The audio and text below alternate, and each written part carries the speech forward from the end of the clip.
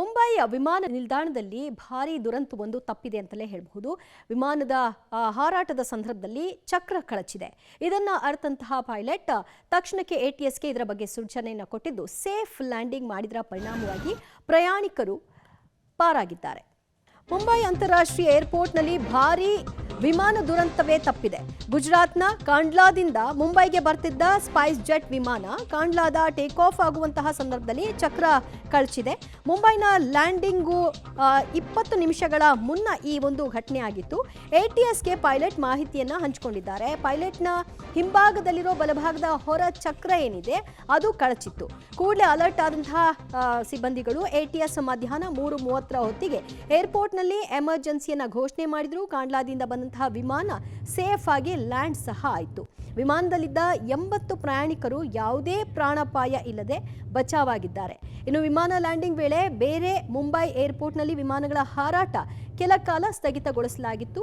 ಯಾವುದೇ ರೀತಿಯಾದಂತಹ ಕ್ಲಾಶ್ಗಳು ಆಗಬಾರ್ದು ಅನ್ನುವಂತಹ ಕಾರಣಕ್ಕೆ ಗುಜರಾತ್ನ ಕಾಂಡ್ಲಾದಿಂದ ಮುಂಬೈಗೆ ಹೊರಟಿದ್ದಂತಹ ಸಂದರ್ಭದಲ್ಲಿ ಮುಂಬೈಗೆ ಲ್ಯಾಂಡ್ ಆಗೋದಕ್ಕೆ ಜಸ್ಟ್ 20 ನಿಮಿಷ ಅಷ್ಟೇ ಬಾಕಿ ಇತ್ತು.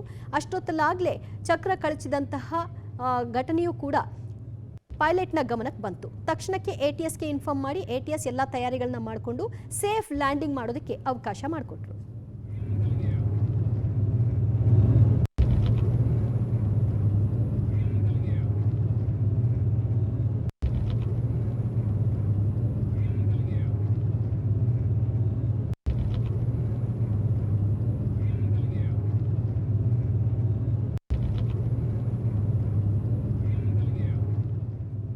ನೋಡ್ತಾ ಇದ್ದ ಈ ದೃಶ್ಯದಲ್ಲಿ ಚಕ್ರ ಕಳಚಿ ಅಲ್ಲಿ ಉರುಳಿ ಹೋಗ್ತಾ ಇದ್ದಂತಹ ದೃಶ್ಯ ಇದು ಪ್ರವಾಸಿಗರ ಒಂದು ಮೊಬೈಲ್ನಲ್ಲಿ ಸೆರೆ ಸಿಕ್ಕಂತಹ ಒಂದು ದೃಶ್ಯ ಆಗಿದೆ.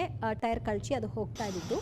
ಇನ್ನೊಂದು 20 ನಿಮಿಷ ಏನೂ ಆಗದೇ ಇದ್ದ ಹಾಗೆ ಎಲ್ಲವೂ ಲ್ಯಾಂಡ್ ಆಗಲಿ ಅಂತ ಆ ಒಂದು ವಿಮಾನದಲ್ಲಿದ್ದಂತಹ ಸುಮಾರು 80 ಪ್ರಯಾಣಿಕರು ಪ್ರಾರ್ಥನೆಯಲ್ಲಿ ತೊಡಕೊಂಡಿದ್ರು. ಸೊ ಅಷ್ಟೊತ್ತಿಗಾಗಲೇ ಎಲ್ಲವನ್ನೂ ಕೂಡ ವ್ಯವಸ್ಥೆಗೊಳಿಸಲಾಗಿತ್ತು. ನಂತರದಲ್ಲಿ ಸೇಫಾಗಿ ಲ್ಯಾಂಡಿಂಗ್ ಕೂಡ ಮಾಡಿದ್ದಾರೆ. ಕಾಂಡ್ಲಾ ಏರ್ಪೋರ್ಟ್ನಲ್ಲೇ ಟೇಕ್ ಆಫ್ ಆಗಿದ್ದಂತಹ ವಿಮಾನ ಇದು. ಚಕ್ರ ಕಳಚಿ ಬಿದ್ದಂತಹ ದೃಶ್ಯ ಒಂದು ಭಾಗದಲ್ಲಿ ನೋಡ್ತಾ ಇದ್ರಿ. ಮಗದೊಂದು ಕಡೆಯಲ್ಲಿ ಸೇಫ್ ಲ್ಯಾಂಡಿಂಗ್ ಹೇಗಾಯಿತು ಅನ್ನೋದಕ್ಕೆ ಸಂಬಂಧಪಟ್ಟ ಹಾಗೆ ವಿವರಗಳು ಕೂಡ ಲಭ್ಯವಾಗ್ತಾ ಹೋಗ್ತಾ ಇದೆ. ಮತ್ತು ಇದರಲ್ಲಿ ಎಷ್ಟು ಜನ ಪ್ರಯಾಣಿಕರಿದ್ದರು, ಏನಾಯಿತು, ಮೊದಲಿಗೆ ವಿಮಾನಗಳ ಹಾರಾಟಕ್ಕೂ ಮೊದಲಿಗೆ ಎಲ್ಲವನ್ನು ಕೂಡ ತಪಾಸಣೆ ಮಾಡಿಕೊಂಡಿದ್ರೂ ಕೂಡ ಈ ರೀತಿಯಾದಂತಹ ಘಟನೆ ಸಂಭವಿಸಲಿಕ್ಕೆ ಏನು ಕಾರಣ ಅನ್ನೋದನ್ನು ಇನ್ನಷ್ಟೇ ಪರಿಶೀಲನೆ ಮಾಡಬೇಕಾಗತ್ತೆ.